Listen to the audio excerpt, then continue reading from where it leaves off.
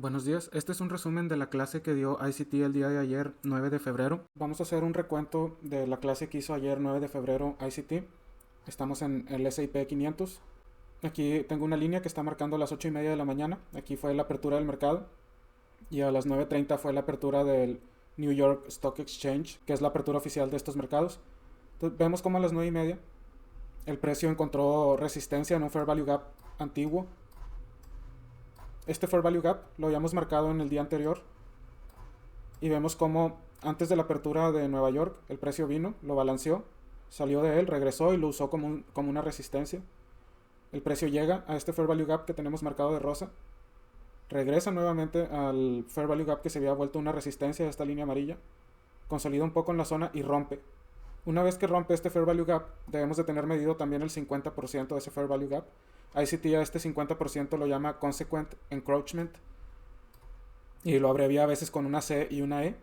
Entonces este 50% se puede convertir también en una resistencia y ICT lo que vio fue que el precio rompió este Fair Value Gap que está de rosa. El precio consolida dentro del Fair Value Gap, pero vemos como este cuerpo negro, esta vela negra, cerró debajo del 50% de este Fair Value Gap. ICT puso una venta después de eso. El precio vino nuevamente, se acercó a un pequeño imbalance de volumen que había aquí, inmediatamente rompe la baja. Y podemos ver cómo queda este otro Fair Value Gap que tengo medido aquí. Y vemos cómo el precio llegó exactamente al 50%, ese fue el high de esta vela negra. Llegó al 50% del Fair Value Gap. Este 50% ICT lo conoce como Consequent Encroachment.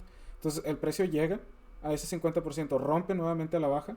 Y esta línea negra que está aquí y esta línea punteada representan el hueco de liquidez que hubo del cierre del viernes de la semana pasada a la apertura del domingo.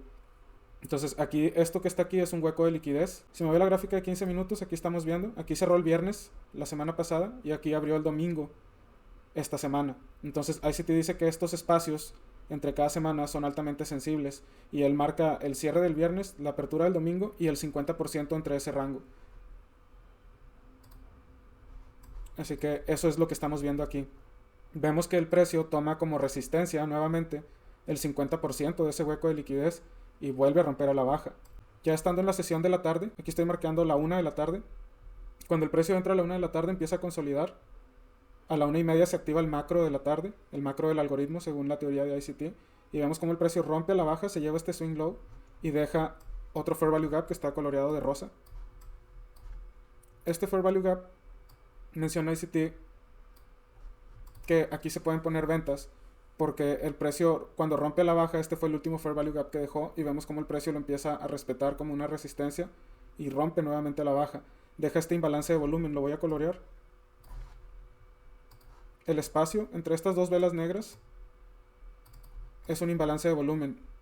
ICT en su lectura de temporalidad alta ya tenía marcado esta zona punteada y esta línea verde que corresponden.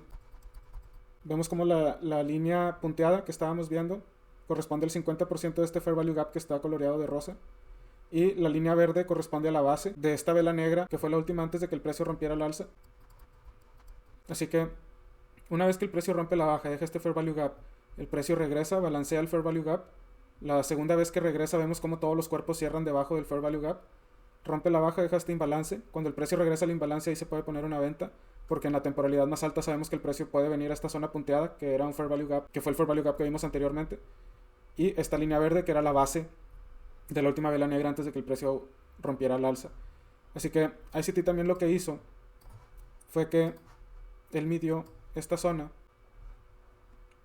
Esas son las configuraciones del Fibonacci. Estoy usando del 0 al 1 para la medición original y tengo que me dé el 62% y el 79%, ya que esta es generalmente la zona óptima para entrar ya sea en ventas o en compras. Tengo el 50% que es el equilibrio y tengo que medir las extensiones del 50%, del 100%, igualmente del 150%, del 200%, del 250% y del 300%, que son las desviaciones estándar. Entonces ICT hizo esto en vivo. Voy a medir el rango para que me dé las desviaciones estándar hacia abajo. ICT midió esto y dijo que el precio generalmente esta misma distancia que hay aquí del 0 al 100 la vuelve a replicar hacia abajo. Así que aquí está el 0 y aquí está el 100 en amarillo y él vio que había confluencia con esta línea verde y mencionó que aquí podía llegar el precio para cerrar la operación. Entonces él había tomado una venta. Él tomó una venta aquí en este Fair Value Gap en el 50% y cerró su venta hasta la sesión de la tarde de Nueva York cuando el precio llegó aquí. Todo esto él lo hizo en vivo, se pudo ver en su canal original, Inner Circle Trader, está el video original donde se ve la grabación en vivo y cómo él va administrando su trade en todo el camino.